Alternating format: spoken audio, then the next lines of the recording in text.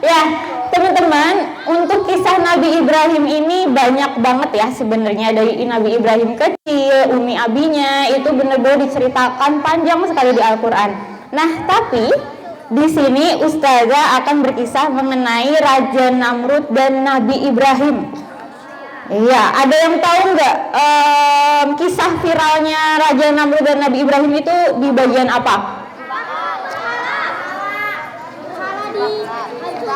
Oke, berhala yang dihancurkan dan juga yang yang dibakar. Wih, pada tahu ya. Oke, nah sebelum tragedi dibakar, Ustazah mau bercerita terlebih dahulu langsung ke Ibrahim yang memang sudah umur 40 tahun, di mana 40 tahun ini Nabi Ibrahim sudah diangkat menjadi nabi ya, utusan Allah gitu. Nah, pada suatu hari Nabi Ibrahim ini memang terkenal dengan keberaniannya dan juga keyakinannya terhadap Allah Subhanahu wa taala. Nah, saking beraninya Nabi Ibrahim ini pada umur 40 tahun pergi ke daerah Babilonia. Ada yang pernah dengar? Pernah ya. Nah, Nabi Ibrahim ini langsung ke pusat Babilonia, di mana di sana ada kuil yang sangat besar. Di dalam kuil itu terdiri dari puluhan berhala atau patung yang dipahat oleh Azal ya. Azal itu siapa? Ada yang tahu? Iya, betul, bapaknya Nabi Ibrahim gitu. Jadi beliau yang membuatnya. Nah, itu kan banyak sekali ya teman-teman si patung-patungnya, dan yang paling besar ada di tengah. Ada yang tahu itu nama patungnya apa? Patung apa? Patung Namrud ya, yang ada di tengah itu paling besar namanya patung Namrud. Nah, jadi tujuan Raja Namrud membuat patung-patung ini adalah supaya warga Babilonia tidak usah nih jauh-jauh ke kerajaan Raja Namrud gitu ya, supaya dia bisa langsung aja ke kuil gitu. Nah, jadi suatu hari Nabi Ibrahim itu pergi ke kuil tersebut, lalu dengan beraninya ia masuk. Padahal di sana itu penjagaannya super eksklusif teman-teman.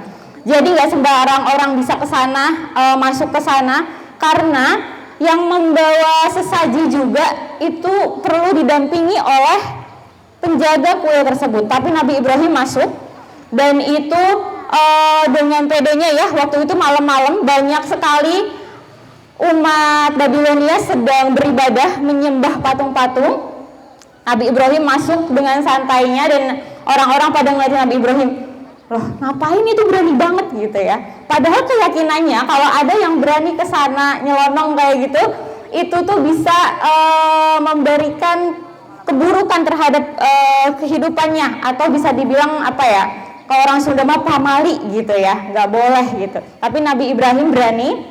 Nah, ternyata Nabi Ibrahim itu mendekat ke sesajennya. Tahu ya sesaji ya, dimana sesaji itu kan banyak sekali makanan, dan Nabi Ibrahim mengambil salah satu sesaji itu, yaitu buah apel. Apa yang dilakukan Nabi Ibrahim, ada yang tahu? Ya betul, dimakan. Tapi sebelum dimakan, Nabi Ibrahim hanya mengambil saja. Lalu Nabi Ibrahim berkata kepada kaum Babilonia, hai patung yang dianggap Tuhan oleh kaum Babilonia, apakah kau tidak marah? Sesaji ini aku ambil, apel ini aku ambil. Menurut kalian patung-patung itu ada jawaban nggak? Nggak ada ya. Nah, terus lanjut lagi, diulangi lagi sama Nabi Ibrahim. Wahai patung-patung yang dianggap Tuhan oleh warga Babilonia, apa kau tidak marah? Ini apel udah aku bawa loh. Masih ada jawaban nggak? Nggak ada ya. Lalu Nabi Ibrahim pun memakan apel tersebut gitu. Lalu diulangi lagi, wahai kaum Babilonia, apakah kau tidak marah ketika apel ini aku ambil? Dan patung itu ada jawaban juga? Tidak. Iya, dan akhirnya Nabi Ibrahim pun melakukan lebih ekstrim lagi, yaitu dengan melempar apel itu ke wajah patung. Kemudian Nabi Ibrahim pun bertanya lagi kepada si patung itu, wahai patung yang dianggap Tuhan oleh warga Babilonia, apakah kau tidak marah ketika aku melempar ini ke wajahmu? Ada jawaban nggak? Nggak ada ya. Dan warga Babilonia itu langsung kebingungan sendiri. Lah gimana ya, kalau Babilonia itu orang Medan kali ya, mungkin gini mikirnya, lah kayak mana nih, kok Tuhan pun nggak bisa ngebela diri sendiri gitu kan, gimana mau ngebela aku gitu. Nah jadi ya kebingungan ya, jadi kebingungan si kaum Babilonia ini, kok dia nggak bisa ngebela dirinya sendiri gitu. Nah kemudian Nabi Ibrahim pun berkata kepada kaum Babilonia, hei kaum Babilonia, apakah kamu tidak memiliki akal sehat? Kok kamu tuh nyembah patung yang dipahat sendiri, dia tidak bisa bergerak sedikit pun gitu loh. Ayo sembahlah Tuhanku, Tuhan yang menciptakan langit dan bumi, Tuhan yang bisa menghidupkan dan mematikan manusia dan makhluk hidup gitu. Sesungguhnya kalau kalian terus saja menyembah patung-patung itu, maka aku akan memberikan tipu daya kepada kalian, kata Nabi Ibrahim gitu. Lalu kemudian kaum Nabi Ibrahim ini masih saja hulang-hulang ya, cengok gitu. Akhirnya salah satu dari mereka keluar dan akhirnya Nabi Ibrahim pun keluar dan kuil pun kosong ya. Nah setelah kaum Babilonia keluar semua, Nabi Ibrahim masuk lagi nih. Dan sambil bawa apa? Iya betul, sambil bawa kampak. Apa yang dilakukan Nabi Ibrahim? Iya, menghancurkan patung-patung itu, dihancurin ya, kepalanya dipenggal, kakinya, terus tangannya dihancur-hancurin. Terus di akhir penghancuran itu kampaknya disimpan di patung yang paling besar, yaitu patung Namrud, disimpan di tangannya. Setelah itu Nabi Ibrahim pulang. Lalu singkat cerita di pagi hari ketika kaum Babilonia mau nyembah lagi, mau beribadah lagi gitu ya, ke kuil itu, terus kaget dong lihat patung-patungnya. Loh, kok ini siapa yang berani menghancurkan Tuhan-Tuhan kita gitu kan ya. Terus si penjaga kuilnya itu bilang, ini nih lakuannya Ibrahim nih, si anak muda yang semalam, katanya gitu. Nah terus ada salah satu kaum yang bilang, oke, panggilkan Ibrahim gitu. Akhirnya Ibrahim dipanggil. Lalu kaum-kaum tersebut bertanya, wahai Ibrahim, apakah benar kamu yang menghancurkan patung-patung ini? Gitu. Terus Nabi Ibrahim jawab, lah kok tanya saya? Tanyalah itu yang pegang kampak. Siapa yang pegang kampak? Iya, patung Namrud. Tanya itu yang pegang kampak, saya nggak pegang kampak gitu loh.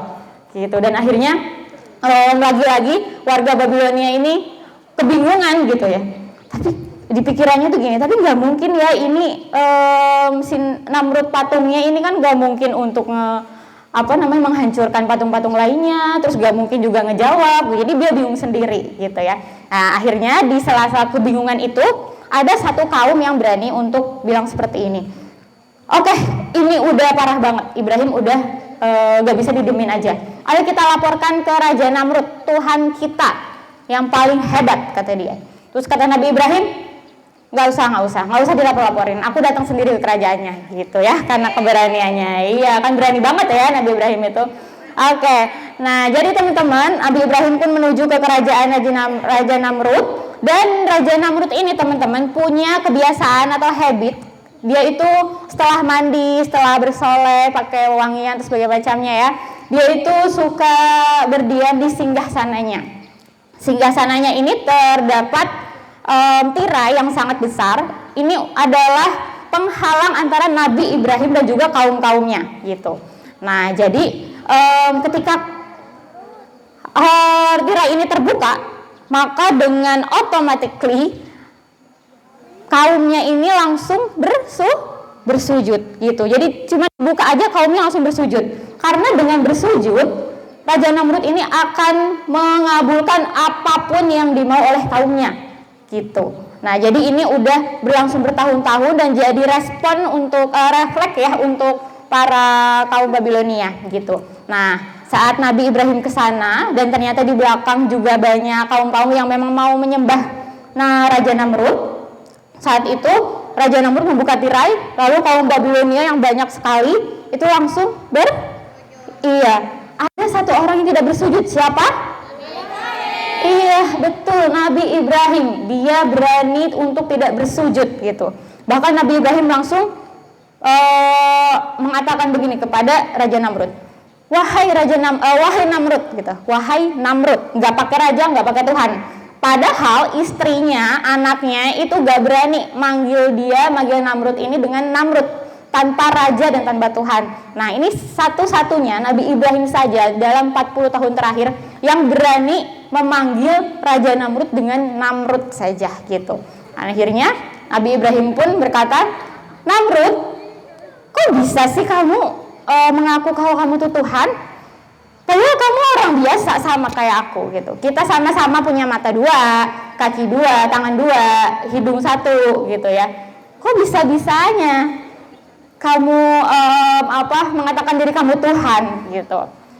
Tuhan aku nih ya, itu bisa menciptakan langit dan bumi, bisa menenggelamkan matahari, bisa menerbitkan matahari, dan juga bisa membuat kematian dan kehidupan, katanya gitu. Nah, lalu Raja Namrud ini kan gengsi ya, nggak mau lah wibawa dia sebagai raja, sebagai Tuhan itu terlihat rendah di mata Ibrahim dan juga kaum-kaumnya. Jadi Raja Namrud pun gini, oh jadi Tuhan kamu bisa buat orang mati dan hidup, aku juga bisa. Kamu butuh bukti nggak Ibrahim gitu. Terus Nabi Ibrahim bilang, ya tentu, coba buktikan gitu. Dan akhirnya dibuktikan oleh Raja Namrud. Raja Namrud meminta penjaga kerajaannya ini untuk memanggil 2 orang, ya, manggil 2 orang, lalu dipanggillah, ada 2 orang yang lewat, dipanggil random aja. Habis itu Raja Namrud bilang gini, oke, tolong dong yang satu bunuh, yang satu jangan dibunuh, kasih dia makanan atau apapun yang dia mau gitu. Akhirnya yang satu dibunuh, dipenggal pakai pedang gitu ya, pasti mati lah ya gitu, karena orang biasa juga. Terus yang satu lagi dikasih apapun yang dia mau gitu. Nah, akhirnya Raja Namrud bilang gini, tuh kan, bisa kan aku membuat kematian dan membuat kehidupan. Masuk akal enggak? Iya ya, ini benar-benar gak masuk akal. Dan ya itu Raja Namrud, karena dia saking nggak mau wibawanya turun gitu ya, jadi melakukan hal-hal yang konyol pun dia berani-berani aja gitu. Nah, akhirnya Nabi Ibrahim pun kalau begitu ini bukti kamu di dunia, di bumi gitu ya, coba kamu bisa nggak seperti Tuhanku yang menerbitkan matahari dan menenggelamkan matahari. Nah, Raja Namrud ini terdiam, bingung mau jawab apa, lah gimana caranya ya gitu kan. Nah, habis itu Nabi Ibrahim Raja Namrud pun marah gitu ya, wah udah ini nggak bisa dibiarin nih. Oke, tangkap Ibrahim dan tolong dipenjarakan ya, dipenjarakanlah Nabi Ibrahim. Lalu Raja Namrud ini segera rapat para pejabat gitu ya, ayo kita rapat karena aku ingin membunuh Ibrahim dengan cara yang tidak biasa. Kalau dibunuh dengan pedang udah biasa kan ya? Iya, kalau enggak udah biasa, atau ditonjokin apalagi udah biasa gitu ya. Nah, jadi Raja Namrud pun berinisiatif ingin membakar Nabi Ibrahim gitu. Dan pembakaran ini bukan pembakaran biasa, bukan seperti api unggun ya, tapi Nabi Ibrahim ini untuk tempat pembakarannya itu dibuatkan semacam pondasi, dan itu tingginya 17,5 meter gitu ya. Kebayang nggak tingginya gimana? Tinggi banget ya. Itu tujuannya supaya orang-orang yang jauh pun melihat Ibrahim sedang dibakar gitu. Jadi Raja Namrud ingin mereka tahu bahwasanya Ibrahim ini dibakar nih, udah berani gitu ya sama Raja Namrud gitu. Nah, akhirnya Ibrahim dipanggil setelah kerja keras, energi, uang itu habis untuk membuat pembakaran Nabi Ibrahim. Jadilah ya, Nabi Ibrahim diikat dengan kayu, terus tidak memakai baju gitu ya, lalu dilempar ke tempat pembakaran itu yang 17,5 meter itu. Nah, sebelum dilempar ternyata Nabi Ibrahim ini ditemui oleh malaikat siapa? Iya, malaikat Jibril. Lalu malaikat Jibril bilang ke Nabi Ibrahim, Ibrahim, kata Allah, kamu boleh minta apa aja gitu. ini utusan Allah, kamu bisa minta ke aku, apakah aku perlu untuk mematikan Raja Namrud? Apakah aku perlu untuk mematikan orang-orang Babilonia? Sok, mau apa aja pokoknya aku akan kabulkan, katanya gitu. Lalu Nabi Ibrahim bilang, aku tidak butuh kamu Jibril gitu. Aku hanya butuh Allah Subhanahu wa taala. Karena Allah lah yang membuat aku hidup dan menciptakan api tersebut, maka aku meminta kepada Allah untuk melindungi aku dan juga didinginkan api tersebut yang sejatinya sebenarnya sangat panas gitu. Dan akhirnya Allah pun menerima permintaan itu gitu. Nah, sembari dilempar, Nabi Ibrahim itu berdoa, dan doa ini juga cukup viral ya teman-teman, sering juga dipakai oleh saudara-saudara kita yang ada di Palestina. Ada yang tahu doanya seperti apa? Oke. Nah, doanya itu hasbunallah wa ni'mal wakil ya. Cukuplah Allah sebagai penolongku karena Ia sebaik-baik pelindung. Itu sering digunakan juga oleh saudara-saudara kita yang ada di Palestina. Nabi Ibrahim meyakini, udah aku pasrah, Allah yang bakal ngebantu aku yakin Allah akan bantu. Karena saat itu Nabi Ibrahim gak ada siapa-siapa yang memihak gitu ya. Gak ada orang yang memihak. Nabi Ibrahim ingin orang-orang yakin juga seperti dia bahwasanya Allah itu Tuhan yang semestinya disembah gitu teman-teman. Nah sama ini juga bisa kita aplikasikan ya di kehidupan sehari-hari. Cukuplah Allah menjadi pelindung kita, penolong kita. Kita lagi banyak masalah di pesantren, banyak masalah di keluarga. Ingat Allah itu bakal tolong kita, gak mungkin enggak gitu. Asal kita selalu yakin bahwasanya Allah akan menjadi penolong. Gitu, itu bisa kita pelajari dari saudara kita yang di Palestina yang benar-benar tidak bisa satu pemerintahan pun yang menolong Palestina, sehingga Palestina pun sudah tidak berharap kepada manusia tapi hanya kepada Allah sebagai pelindungnya. Nah gitu, setelah itu Nabi Ibrahim pun dibakar di pondasi pembakaran itu, dan ternyata masya Allahnya Nabi Ibrahim ini terbakar atau tidak? Iya, tidak. Padahal tidak pakai baju. Dan subhanallahnya Nabi Ibrahim tidak berteriak sedikit pun. Padahal harusnya kan deket api sedikit aja kita udah ngerasa panas kan. Bisa aja kita teriak-teriak, oh panas gitu ya. Tapi Nabi Ibrahim enggak ada suaranya sama sekali gitu. Nah ternyata Nabi Ibrahim itu dibakar selama 3 hari teman-teman. Selama 3 hari di sana. Dan selama 3 hari itu Raja Namrud ini menikmati hidupnya. Dia masih makan, minum, terus masih berhubungan dengan istrinya.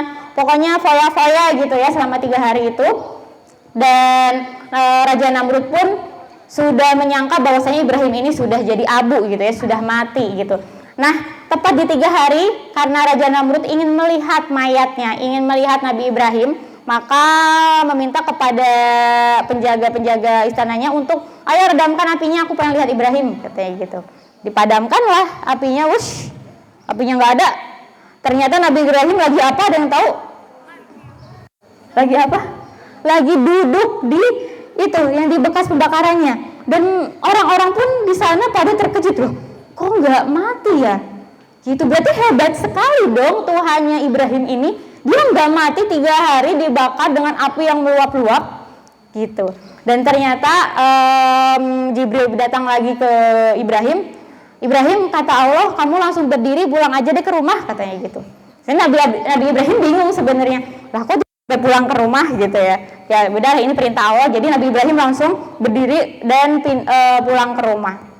Gitu. Nah di sana sebenarnya kaum juga sudah mulai menyadari ya betapa kebesaran Tuhan Allah itu ada gitu. Nah untuk Raja Namrud jadi nggak bisa tidur teman-teman.